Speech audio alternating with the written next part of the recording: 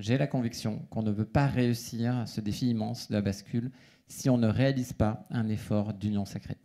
Alors pour l'union sacrée, finalement, il y a 3 facteurs, 3 ingrédients.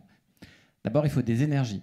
Alors des énergies, je crois qu'il y en a beaucoup dans cette salle, il y en a beaucoup dans la visio, et il y en a dans énormément de mouvements. On a un écosystème unique au monde, en France, avec des énergies incroyables. Ensuite, le deuxième ingrédient, c'est la sincérité. La sincérité de ce qu'on veut faire. Et là, je crois que vous pouvez le sentir ce soir avec les 6 témoignages de dirigeants, dans ce qu'on a dans le baromètre. On sait que c'est dur, mais il y a une sincérité absolue dans ce qu'on veut arriver à réussir. Et puis le troisième, c'est sans doute ce qui nous manquait, c'est avoir une bannière.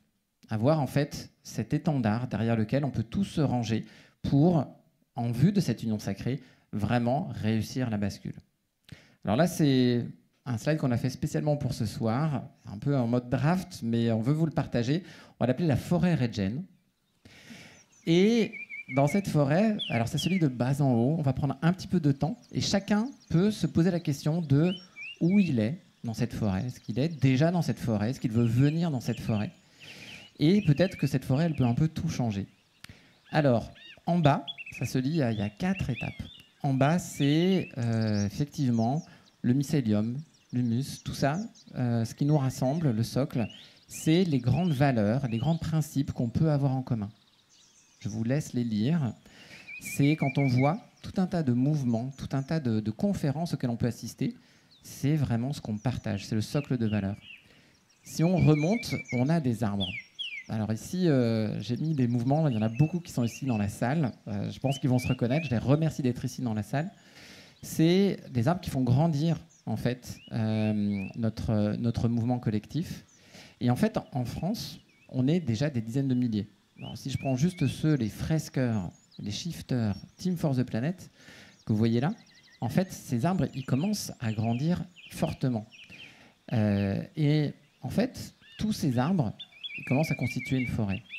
Alors, vous voyez qu'il reste de la place. C'est aussi pour dire que ce n'est pas exhaustif ce qui est là. Il y a des mouvements ici qui pourraient se sentir vexés de ne pas être là, mais il y a encore plein d'arbres qui demandent à juste avoir un mouvement qui veut s'associer. Il reste aussi de la place pour les concepts. Donc tout ça, c'est un travail qu'on peut faire ensemble. Et puis ensuite, dans les branchages enchevêtrés, c'est tous ces modèles économiques dont on entend parler. Et là, je rends hommage à Fabrice, qui a sorti un bouquin, L'entreprise contributive majeure, et qui un jour a dit sur LinkedIn, on lui demandait c'est quoi la différence entre l'économie régénérative et l'économie contributive. Il a dit c'est la même chose. Merci, parce que finalement, le plus important, c'est ce qui nous rassemble. Ce n'est pas les petites différences entre les modèles. Merci aussi Isabelle de nous avoir rejoints avec l'économie symbiotique. Et en fait, la canopée, donc là, encore une fois, c'est une proposition. La canopée, c'est l'économie régénérative, ou le petit nom de code, le Regen. Finalement, on peut tous se mettre derrière cette barrière.